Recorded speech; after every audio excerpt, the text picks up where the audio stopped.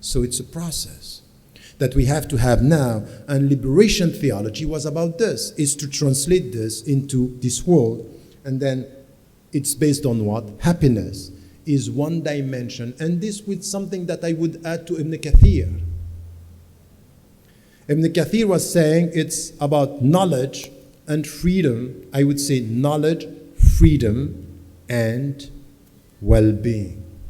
That they have to seek for this well-being, they have to struggle, and they have to look at the world in a way which how they are going to translate this. Having all this now in mind, we come to something which is translating this into reality. And I would say in this part, I would divide it in 3 parts and just come to some of the way we have to implement this. The 3 parts are, the first one is about the individual. How do we, in our professional life, we think about implementing all what I am saying here? And I want you to get this big picture because it has to be translated in our actions and our jobs. It's when it comes to the individual, every work, every job, every company, wherever you are in the whole, in your life, whatever you are doing, there should be something that the starting point is respecting the individual. So respecting my autonomy. My autonomy means the way I can take decision, the way I'm treated. And some in the job are putting their employees in a way that they are always dependent and with no autonomy. Autonomy means, okay, that's fine. I might not be able to do that job, but in the limits of what? Autonomy is coming with what? Competence. In the limit of my competence, I should be able to do the job. So we have to protect the autonomy in the light of the competence. These are things that's very important because the way you deal with your employees, the way you deal with yourself, you are not going to be happy with your work, no well-being, if there is no independence or there is no autonomy in the light of your competence. So to do that, your competences should be acknowledged and your autonomy should be protected. That's the way you translate this. And this is where the Prophet ﷺ was always sending messages. Be careful. Competence are not always coming with your age. And this is why in a specific time, he put Usama first. He was 20 years old to go to war. And he said to all the behind him, he's the leader. So you have to follow.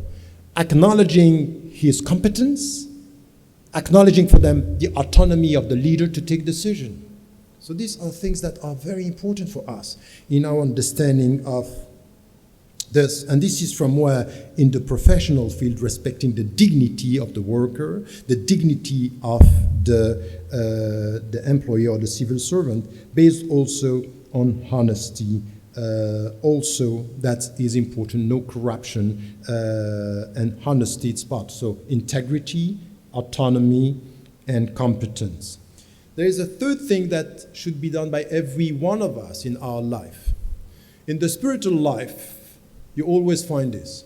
No elevation in spiritual terms if there is no muraqabah, which means you are assessing yourself, self-assessment. And muhasaba is that you are making your own account before God is doing it for you. And then muraqaba is this consciousness that you are doing things. So this is why on the individual level, accountability, it's essential. It's the way we have to deal with this. And then any job in professional terms, you have to do it yourself, and your company should help you to have this accountability and the assessment and self-assessment. And once again, in our life, this is translating everything that I was talking about in spiritual terms. What you have in spiritual terms, you have to have it in practical terms in your job, in the way you deal with this. And how this is done is a way you deal with it, but we also have, and it's very old in the Islamic tradition, it's very old in the tradition, it's what we call today codes of ethics. Al-watha'iq al-akhlaqiyya. This is also something which is, Ruhawi, which was a great physician in the 9th century, he started with something with physicians. So we have codes of ethics, that this is what is related to your profession. So I don't have time to go through one, but you have as physicians, as teacher, you have to do. So we have something here which is coming from the Islamic, it's coming from the common rationality, human rationality, and we think about it, and we are sharing many things here.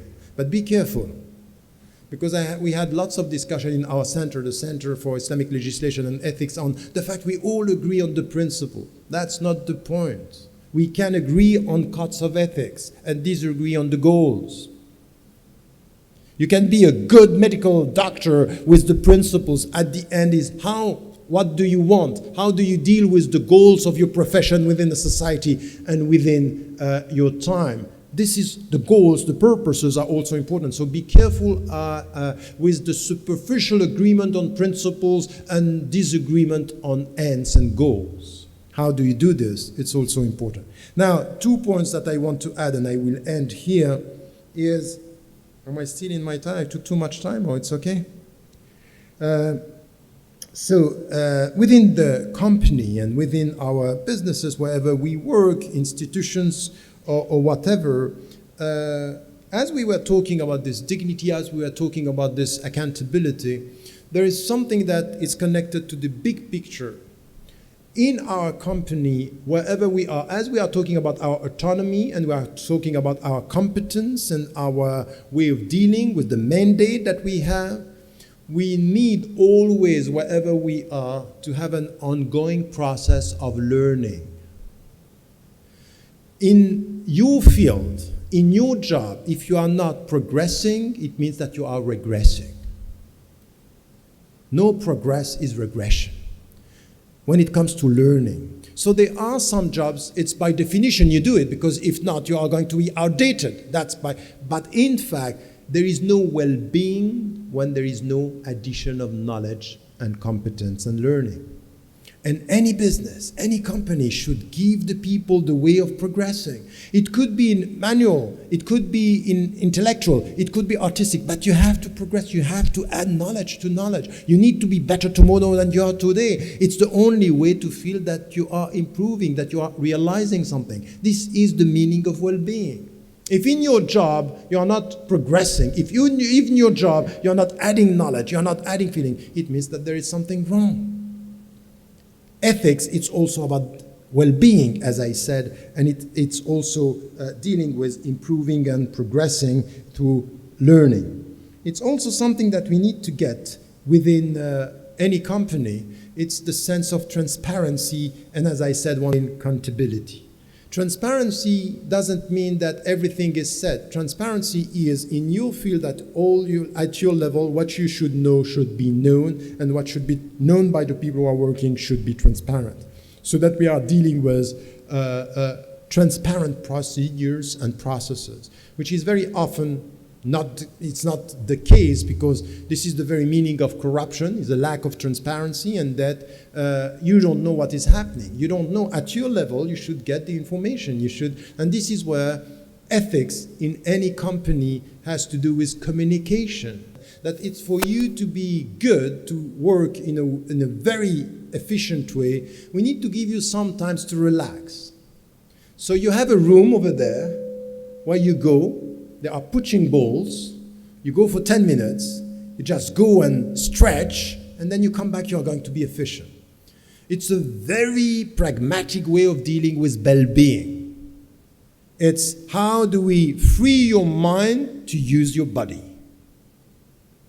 That's not fulfillment. That's not achievement. That's just the purpose is how am I going to make you efficient in very technical terms. That's not what we are talking about. But this is the industrialized way of dealing. We know now, with all the studies, that your body cannot cope with the stress. So we take from your stress a period of time where you are going to relax to come back to the world. So it's done intellectually, it's done physically, and this is where we have to think about the way it's done.